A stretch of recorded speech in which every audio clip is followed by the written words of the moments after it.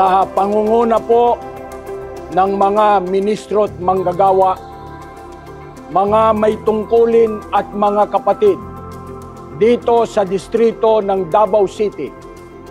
Amin pong ipinaaabot ang aming masiglang pagbati sa pagsapit ng ika-15 taon na inyo pong matagumpay, makapangyarihan at buong pagmamalasakit na pamamahala sa Iglesia ni Cristo.